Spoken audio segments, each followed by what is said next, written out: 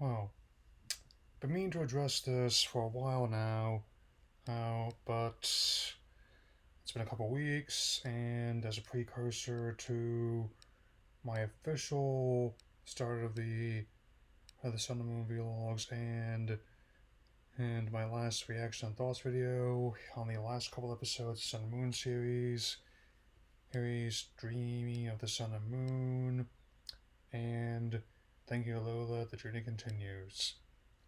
So, after the events of the Alola League, everyone is now prepping for the next phase of their journey as they have a long break ahead of them and many new challenges ahead of them.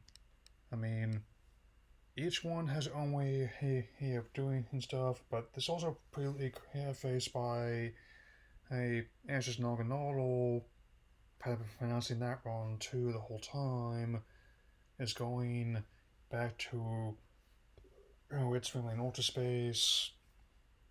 He's trying to meet again one day, with the others, and Sophocles wants to go to space, and he wants to do this by going to Moss Deep City in Hoenn, and by that same proxy, the Moss Deep Space Center, and with his cousin Moulin, in which not quite exactly the same as it was in the games, but does make sense for his character and his experiences. I mean, because in a way, much like the series itself has over time, not just the franchise as a whole, but this incarnation in particular, has grown and changed to a vastly different idea than we all thought it would be.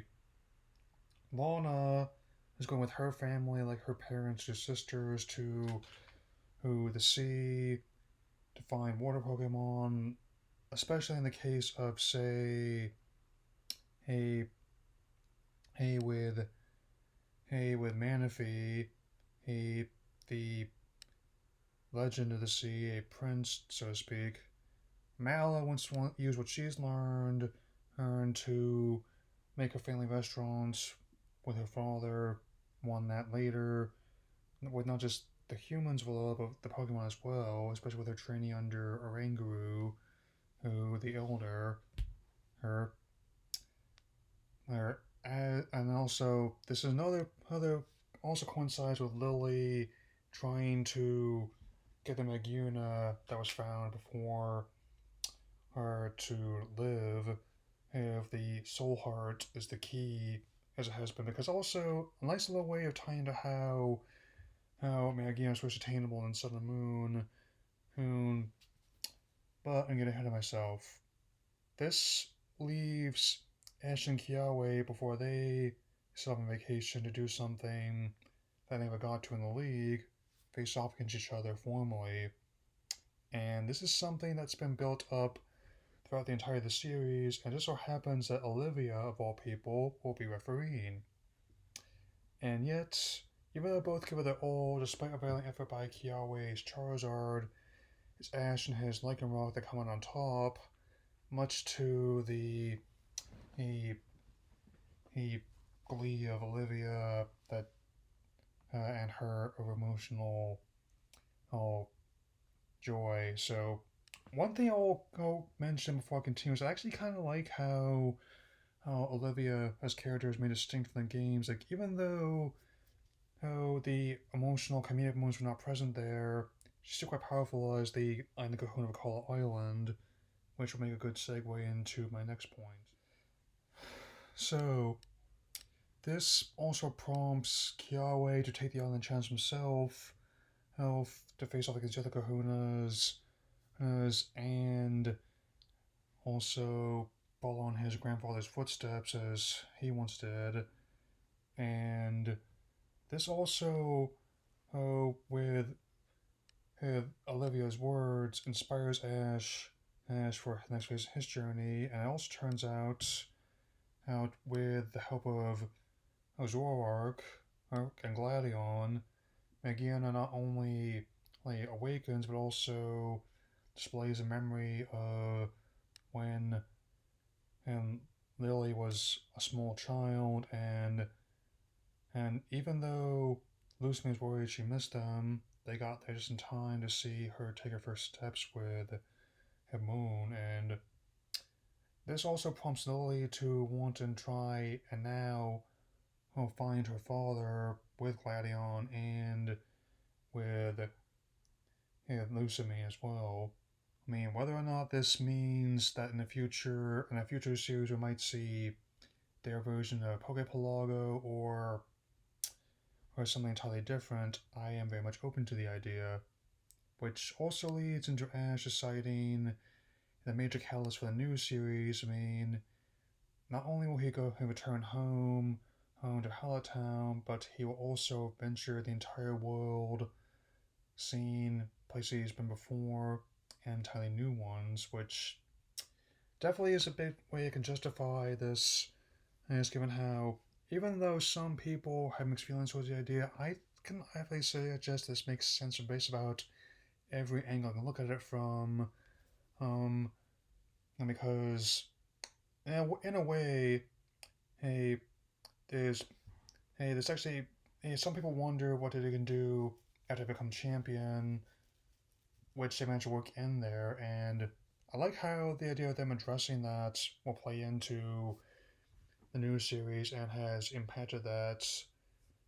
But not just with facing off against Leon and Galar, but also how this series is going to be impacting in the a new one that's currently airing, and this will reflect how things going on in the finale itself as well. I will address in the next cut. And another marker how the finale is different that it doesn't even include the theme song, the usual cue of the Alolan Pokemon Center music on the title card that it just plays the credits right over the episodes. It was cold open, and this lady tells everyone her plans, and it also means that of course Team Rocket is being recalled back to base by Giovanni as well as his secretary Sakaki, much to Jesse's chagrin. They naturally also demand and and that and the Pokemon they captured in Lola, but as it turns out that Marie doesn't want to leave, and Beware and Stuffle do not want them to leave either. So that's also another one. Like, even though I would have liked in the past if I focused on other villains, on ends, but in a way, their relationship has also changed over time as well. I mean, like they've gone from being simple comic foils to being in ones that have actually helped the league grow as much as his friends have. I mean, and another way of compounding this is how, in the final confrontation between Jesse's Mimikyu and Pikachu, who Mimikyu actually almost falls in the ocean and sees reflection and in the water. I mean, insert landslide. I reference here. And and as it turns out, that's a major change right there. Goes from being the counterpart, her as being like their own darker version of Pikachu, to actually finally recognizing Pikachu as a worthy opponent of sorts. Or it's a sort of a tomato in the mirror, if you will. And even though there's been a lot going on in this series and these last two, it thankfully does not feel like that. The pacing is just spot on. It doesn't feel too fast or too slow. And even people who were skeptical of the comedy, he, I will point out that in the past there were some pretty silly moments in the earlier series as well. That's actually why I still like them a little bit. And heck, even the very concept on paper actually does seem kind of strange if you think about it. I mean, and not only hey, does Ash tell everyone else at the going away party hey, between everyone, where they vow to meet again one day, hey, it turns out that Sogaleo actually helps them say goodbye. I mean, in fact, I also really like the whole just before Lily, Gladion, on and Lusamine set off on a boat to help find Moon with the help of Maguna, that they all take a picture together, and also the new formal outfits they have. Especially in the case of Gladion's suit and the boots. Definitely liking those, man.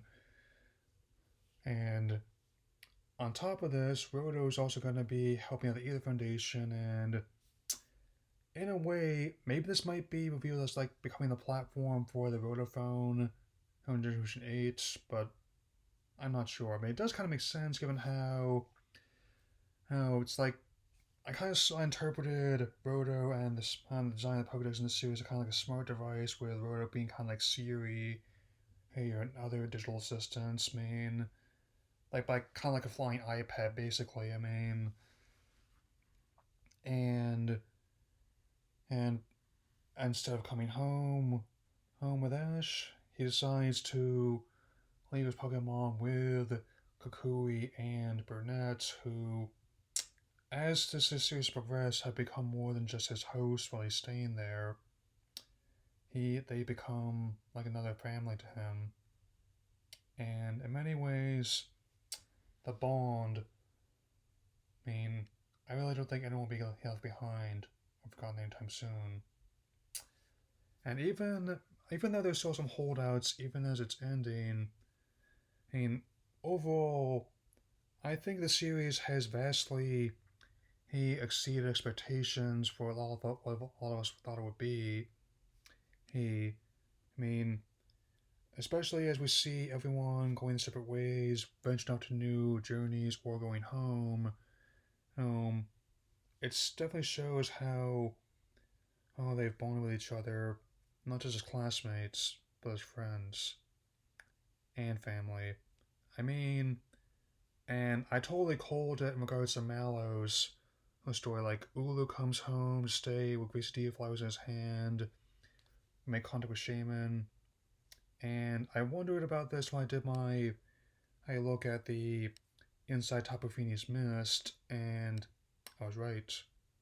I mean, if you look closely when Shaman changes form, um, the eyes have it. It's she did find a way back. Back. In a way, Mallow's mother is alive, and so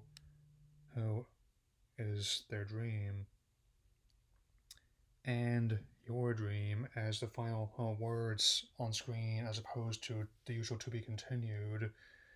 In fact, one thing that I definitely really like is how Burnett is pregnant with her first child, Kukui, and for the first time ever, to my knowledge, the series does not try to hide it, even in the English dub.